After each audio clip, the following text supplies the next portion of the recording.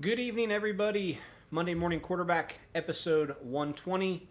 Going back old school, just me in front of the camera. We are working on a couple interview style Monday Morning Quarterback podcast, vlogs, whatever you want to call them, with some interesting characters in the racing industry who we work with.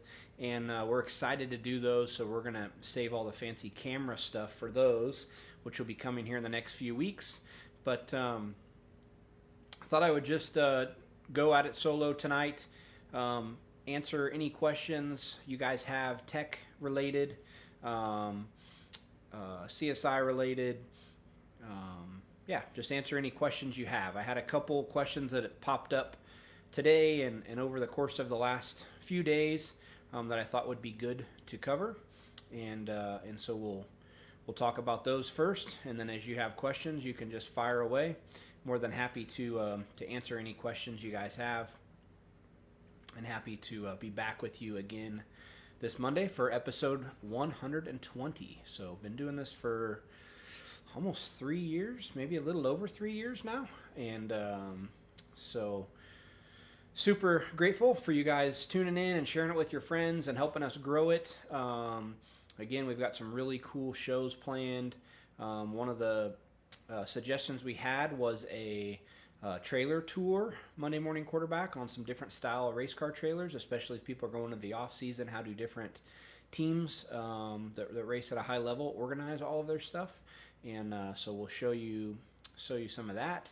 And then again, we have some interviews with some folks that use our products, and thought those would be cool to do live. So just got back personally from the Huntsville Turkey Gobbler. HQMA did a fantastic job with that race. Fairly small club and a huge event with Las Vegas getting canceled. They were a little over 160 cars, and it was really a one-day event. So it was really nice. 2 days of practice. Everybody got tons of track time, and then heat race, lowers, and mains all in one day, and I think they were done by about 10 o'clock. So pretty good for all that in one day. They did a really good job. I love that track. Those people down there are very nice and friendly. So super excited. Hope they can continue to grow on that. I know that's a race we always look forward to going to, and it was a bummer when Vegas started running on Thanksgiving because we haven't been able to go the last few years. So it was really cool to go down there. Team CSI represented extremely well. The night started off with young Braylon Morris, James Morris's little boy. I believe he's 5. He picked up the win in Blue Rookie, got in a crash on the first lap, and came in, got that fixed, and come from 5th or 6th to win that one. So that was really cool. And then Junior Honda, Lane Christensen won for the Little Speed Shop guys, who is a dealer for us. So it was cool to see those guys get the win. Gunnar Pio did Gunnar Pio things in the Stormhouse cars. He won 4 of 5 and had a real good shot to go 5 for 5 again, and had a skirmish with a lap car. So he won 4 of them. Reed Whitney picked up a couple. Gunnar's little sister, Quinn, she won Junior Animal. So our shocks really dominated the junior races. We had the whole podium in Junior Honda, and we might have had the whole podium in Junior Animal as well. So yeah, super cool to go down there, see those kids, and get some good results. We're trying to finalize where we're going to be at here in the next month or so. We're hopeful that we'll be in Tulsa for Shootout and Chili Bowl. We're kind of waiting on final word from them on what the restrictions and whatnot are going to be as far as vendors. Tentatively, I'm planning on taking Hudson down to New Smyrna for the Little 500, and then probably flying from there to Tulsa. So yeah, trying to race with Hudson as much as we can, getting him going and not having these long stretches. We struggled this weekend, not racing for a few months. And then hit as many big races as we can for our customers. So once we have that finalized, we'll have it on the Trackside support page on our website. We want to get to some new places this year, and so we're really going to pick some spots that we haven't got to go to in the past and get there with our support trailer and help customers. So if there's a race that you are looking at doing and or a race you think we should be at, definitely let us know. Be more than happy to get there. So let me jump into a couple of these questions, and then again, I have some that were emailed in. So Rick, difference between front panhard and rear panhard adjustments, when and why? Well, panhard adjustment, basically you're changing how quickly you load the right front or the right rear based on if it's a front panhard or a rear panhard. So while they do the same thing, they're doing it to a different corner of the car, and so a little bit of that depends on the balance of the car. So if you're too tight, meaning the car's like too stuck, too in the racetrack, doesn't want to finish rotating the corner nicely, that would be an instance where we would probably raise the rear panhard. We might need to lower the front panhard in conjunction. And then instances where the car's just like too stuck on the nose, that's where we would raise the front panhard. So typically you adjust your rear panhard more frequently on a quarter midget than you do a front. Typically we run it, fairly low on flat tracks, and then bump it up a hole or two on bank tracks to keep the car from pivoting around the right front and not finishing the corner nicely. Daytona's one that sticks out. That was like a flat track, but is really off camber, and we didn't really get good speed in the cars until we started raising that front panhard. So that's kind of how I tune with it. If you're just overall too stuck, you might raise both front and rear. So panhards are a little bit of a fine-tuning adjustment. I feel like if you go up a hole, it's a maybe a 2 out of 10 as far as an adjustment. But there's lots of holes to choose from on most chassis. So Tim Driscoll, yeah, the Storm cars have been kicking butt, and we're certainly happy to have them as a customer. Most all those cars are running with our shocks.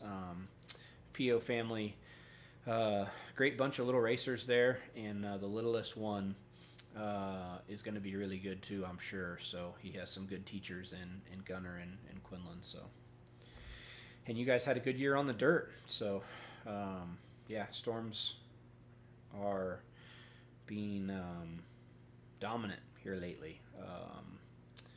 Hunter Wise won a ton of races 2-3 years ago with them, and now P.O.'s picked up where he left off on the pavement side, and pretty impressive to watch what that team's done. And I tell everybody there's like no harder working team in quarter midgets than Storm. Like Bose and Curtis and those guys, man, when they get to the track, they're willing to try any setup combination. On a day like Thursday and Friday where it's open, I don't think I went up to the track one time and they either weren't on the track or in line to get on the track. So their success is large in part to the amount of effort they put in, and then they have some really good race car drivers too. Stephen talked torsion bars a few weeks back. Have you gotten a chance to cryo freeze any yet to see how they react and if the rebound might be consistent longer after treatment? I have not, and I don't know that I really have intention to be honest. I don't know anybody around here who does that process. So certainly if you had some done and you wanted us to test them, I'd be more than happy to, but I don't think that's kind of on the docket for us at the moment. So we've tried a bunch of different things with torsion bars, different materials and different heat treat specs, and it's kind of like chassis design. I feel like a sprint car has been like around the world and back as far as different chassis design, and they're kind of back to what the guys like in the 70s and 80s ran. Those guys weren't dumb, and the cars work really, really well, and shocks have gotten better and tires have gotten better, but the basic pickup points and torsion bar lengths and torsion bar rates and all of that are very, very similar. So I don't know if there's something you can do to prolong the life of a torsion bar. That may be it. I'm not sure, but we haven't done a whole lot of investigating with that. If you have more questions, feel free to fire away. One of the questions that I had emailed to me was a customer had a set of twin tube shocks that had been just laying in the mule all season. Took them out. Said, they got a little bit of a dead spot when you fully extend them and slowly compress them. And does he need to send them in? They're not. It doesn't appear to have leaked any oil, but they have a little bit of a dead spot. So that is not totally uncommon in a twin tube. And basically, that gas bag in there is just the shock's been laid flat. The gas bag's probably relaxed a little bit, and there might be just a slight bit of air that's risen to the top of the shock as it's laid there. If you stroke that thing by hand a few times and then check to see if there's a dead spot again, it should be gone. If there continues to be a dead spot, then we would need to see the shock. It has to have leaked some oil at some point, or the gas bag has broke. But if it's sat around and you got a little bit of a dead spot in the first quarter to half inch of compression, try cycling it a couple times and seeing if we can work that air into the shock and not have that dead spot. So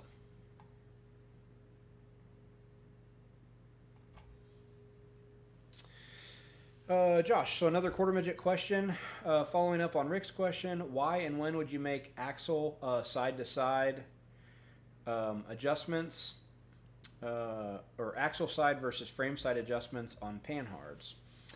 So several of the chassis that I've worked with, they only give you the option to adjust on the frame side or on the right side of the chassis versus the left.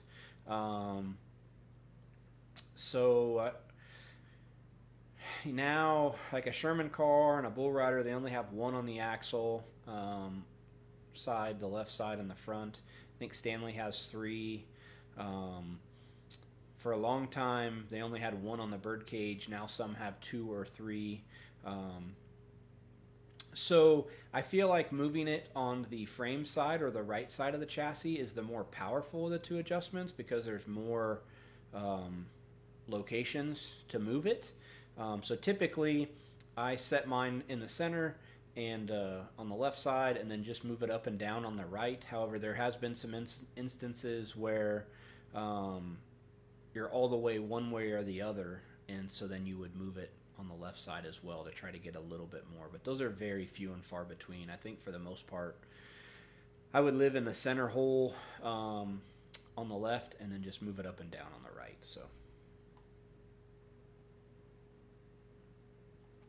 Marcus Smith, do you need to adjust the air pressure in the new XT shock as the track changes, like the X2? You do not.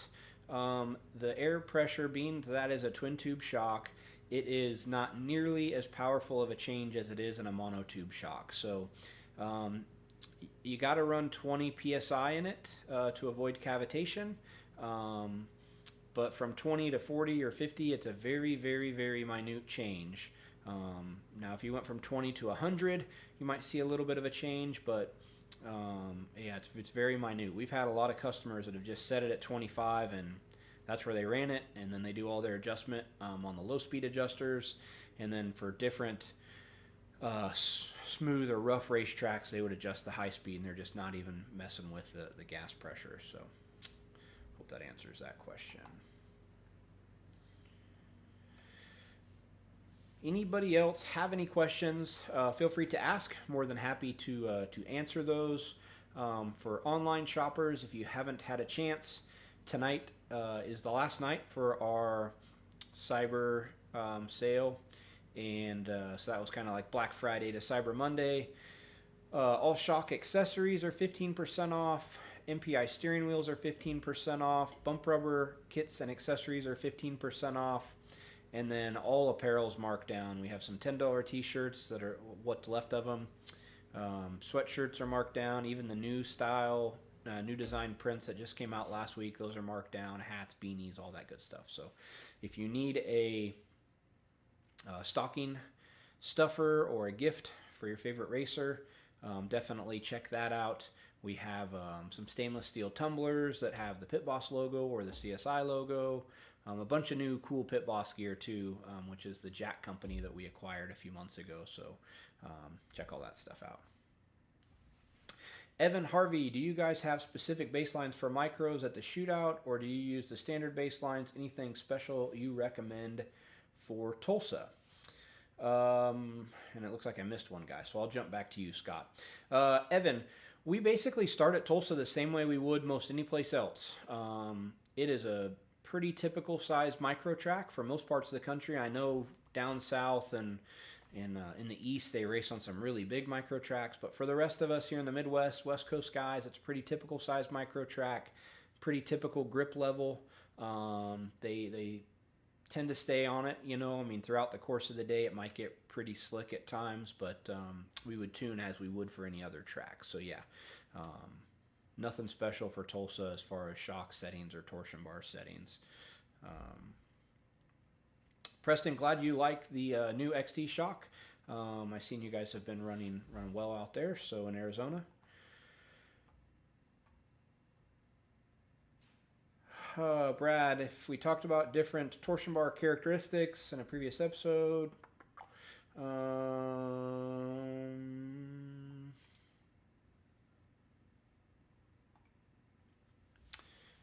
Okay, so I think we might have touched on this before, but it's a great question, and I don't remember exactly. So obviously we're really involved with Schroeder and Chalk, and those are the two brands that we sell.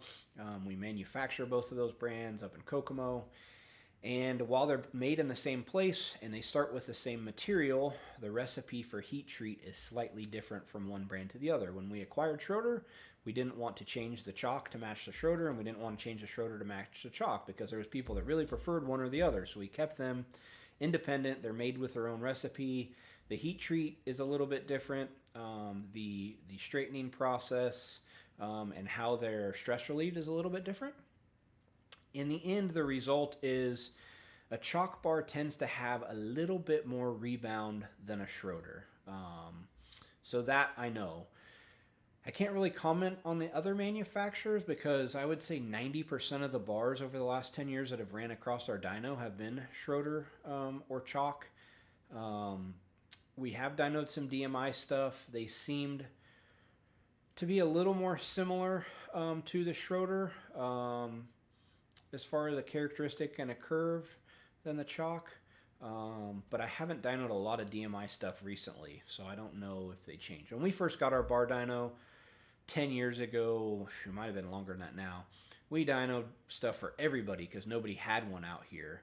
Well, now there's 8 or 10 guys that got them in the Midwest and East Coast, so we pretty much just dyno local people stuff, people within a state or two, and most all of those folks are running Chalk or Schroeder just because they're readily available here in the Midwest. So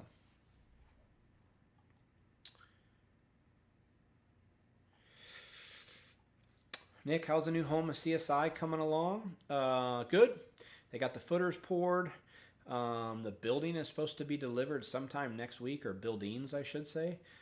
So, yeah, I'll post some more videos on our Instagram and Facebook stories as they get ready to start standing buildings. And tentatively, we're supposed to move in April, so spring. And, yeah, we're super looking forward to that. And we'll have a big open house next year when that's done. So, Paul, running JR4s on a 2016 Stanley Dirt Junior Honda. I'm using valvings you gave me.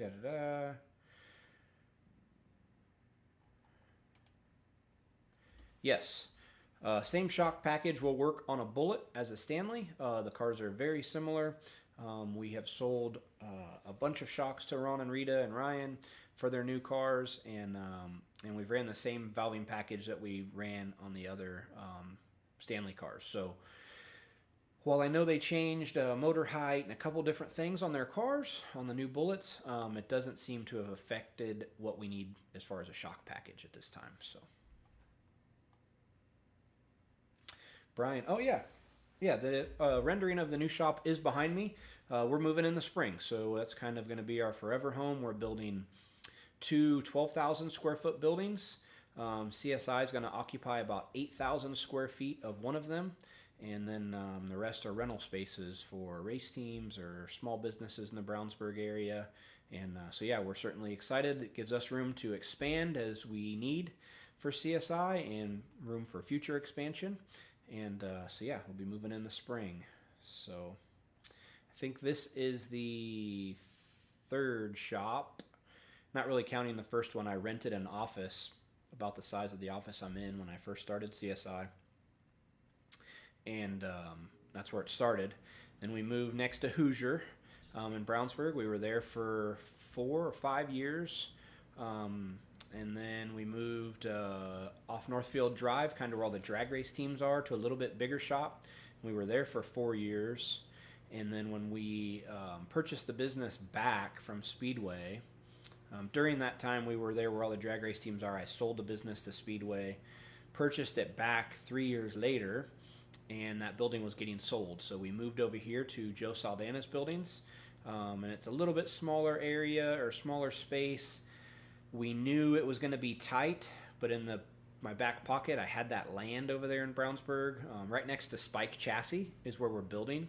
And so I always knew I wanted to build my own building, so we moved in here. And as we've acquired the steering business, that's taken some space, and now the jack business has taken some space, and so we are really crammed. Initially, we were going to be moving into the new building this month in November, but then when the pandemic hit, kind of got a little nervous and hit the brakes and decided not to move forward at that point. And then once things opened back up and business started to pick back up in June and July, that's when we started moving again. So pushed us back about 6 months probably, but we're looking forward to moving into that new space. Brandon Emmett, when using your progressive bump stop on the left rear, how much shaft should be showing when the driver's in the car? Wing sprint car, I assume. I believe, depends on the size track, but anywhere from inch and a half to 2 is typically where we would start on the progressive kit. So the progressive kit's taller. It's a 3-inch tall installed height, and so it works awesome if you have enough travel. We also offer the bump spring if travel is an issue. So if you have that thing on the car and the driver's in it and you only got an inch or less, it's probably not going to work really well. If you take a puck out, you lose some of the progressiveness of it. It gets a little more linear. That would be the instance where I would recommend the bump spring or just a traditional bump rubber in a cup. Both of those are around a 2-inch installed height, so it gets you about another inch of travel. Cool. Doesn't look like we have any other questions. Did I catch everybody? No, Scott, I need to get back to you. Difference in front shock compression between a Crate 305 non-wing and a 410 non-wing. Typically, we would be just a little bit stiffer on your 305 Crate versus a 410 just because of engine weight. Most of those shocks are going to be rebound adjustable, so that's not really a factor. We would run less front rebound with the Crate engine than the 410, just you don't have as much torque and assistance there with weight transfer. But if we were building specific for 305, we'd be a little bit stiffer on compression than a 410 because of the engine weight. So,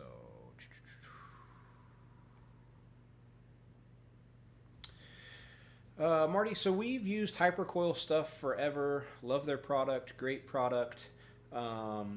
We've started to sell some iBox stuff as well. They manufacture the bump spring that we really like, and they've made some short 6-inch springs for dirt midget application. So we're selling some iBox stuff in some gaps that Hypercoil currently doesn't have. The downside on the junior sprint is Hypercoil discontinued those really soft, like under 100-pound spring rates about 2 or 3 years ago. So for our junior sprint guys, we sell them AF coils. I feel like the Hypercoil is a little more of a consistent spring, but they don't offer that really soft rate, and I don't believe iBox does either. So your options for junior sprint springs are fairly limited. I think it's AF coil. Advanced has some of those softer spring rates, and I'm not sure who else. So yeah, you're kind of limited on junior sprint springs. No other questions at this time. Cool. Well, I appreciate you guys tuning in.